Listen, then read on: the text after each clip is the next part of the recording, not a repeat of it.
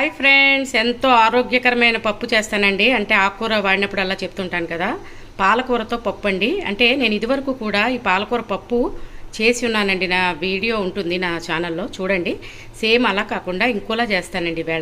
ఈవేళ ఇలా కూడా ట్రై చేయండి. చాలా కమ్మగా ఉంటాయి రెండు విధాలుగా. మన ఆరోగ్యానికి కూడా చాలా మంచిదండి పాలకూర. చూడండి, దానికి ఏంటో ఇలా కుక్కర్ తీసుకుని ఆ కుక్కర్లో వేయించిన పప్పు వేసుకుని హాఫ్ అన్ అవర్ నానబెట్టిన పప్పులోకి ఒక టమాటా, కొద్దిగా పసుపు, ఒక గ్లాసు పప్పుకి 2 గ్లాసులు నీళ్లు పోసి కొద్దిగా కట్ చేసిన పాలకూర సన్నగా కట్ చేసుకుని అది కూడా వేసుకుని ఇంచుమించు ఇది కందిపప్పు కాబట్టి 5-6 కూతలు వచ్చే వరకు శుభ్రంగా కుక్ చేసుకుంటే తర్వాత పోపది వేస్తాను. చూడండి, చాలా కమ్మగా ఉంటుంది.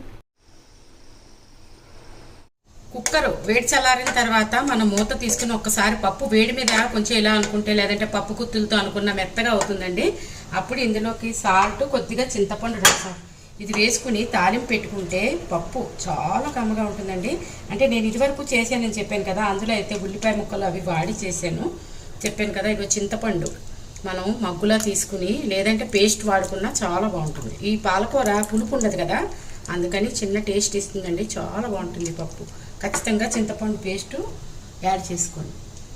అలాగే పప్పు ఉడికేటప్పుడు మనం సాల్ట్ వేయలేదు కదండి. ఇప్పుడు సాల్ట్ వేసుకుని ఇదంతా కలిపి పక్కన ఉంచుకుని మనం ఇందులోకి బాణీ పెట్టుకుని తాలింపు వేసుకుంటే బాగుంటుంది. ఇందులోకి వేసేసుకుంటే బాగుంటుంది. లేదంటే ఇది సర్వింగ్ బౌల్లోకి షిఫ్ట్ చేసేసుకుని మనం తాలింపు వేసుకున్నా కమ్మగా ఉంటుంది. ఏంటంటే మెయిన్ మనం తాలింపులో వెల్లుల్లిపాయ వాడతామండి, చాలా బాగుంటుంది. లేదు కొంతమందికి నచ్చపోతే కనుక అవాయిడ్ చేయొచ్చు. ఆవాలు, మెంతులు, ఇంగువ, ఎండుమిరపకాయ వేసుకుని కూడా మంచి పప్పు అండి. ఆరోగ్యకరమైన పప్పు పాలకూరతో ఖచ్చితంగా ట్రై చేసి నాకు కామెంట్ పెట్టండి.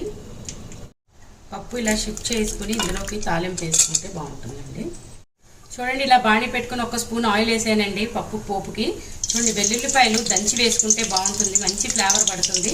అలాగే కొద్దిగా వెల్లుల్లిపాయలు వేగనిచ్చిన తర్వాత ఆవాలు, మెంతులు, ఎండుమిరపకాయ, కొద్దిగా జీలకర్ర, అలాగే కొద్దిగా పప్పు కాదండి, ఇంగువ మంచి కమదనాన్ని ఇస్తుంది. అలాగే మన ఆరోగ్యానికి కూడా చాలా మంచిదండి.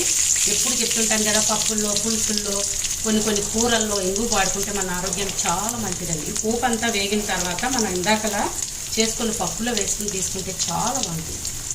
అలాగే చూడండి, మనము వేళ పచ్చిమిరపకాయ వాడలేదు కదా, కొంచెం ఎర్రకారం వేసుకుంటే పప్పులోకి బాగుంటుంది. లేదంటే పచ్చిమిరపకాయ కూడా వేసుకోవచ్చు. అంటే నేను ఇదివరకు చేసిన దాంట్లో వేసాను, వేళ ఎర్రకారం వాడానండి. దేనికి అదే కమ్మదనం కదా, అందుకని వేళ ఇలా ట్రై చేయండి, చాలా కమ్మగా ఉంటుంది. పప్పులోకి పోపు వేసేసుకుంటే చాలా బాగుంటుందండి. మెయిన్ సేమ్ ఇలాగే ట్రై చేయండి, చాలా బాగుంటుంది. సింపుల్గా ఉంది కదండి, సింపుల్గా అయిపోతుంది. ప్లస్ మనకి మంచి కమ్మదనాన్ని ఇస్తుంది పప్పు. చింతపండు అలాగే వెల్లుల్లిపాయ రెండు కూడా మంచి కమ్మదనాన్ని ఇస్తాయండి. ఈ పప్పుని వేడి అన్నంతో కానీ లేదంటే చపాతీతో కూడా చాలా బాగుంటుందండి. వేడి అన్నంలో మంచి కమ్మని కాచిన నెయ్యి వేసుకుని తీసుకుంటే సూపర్గా ఉంటుందండి పాలకూర పప్పు. మన ఆరోగ్యానికి కూడా చాలా మంచిదండి.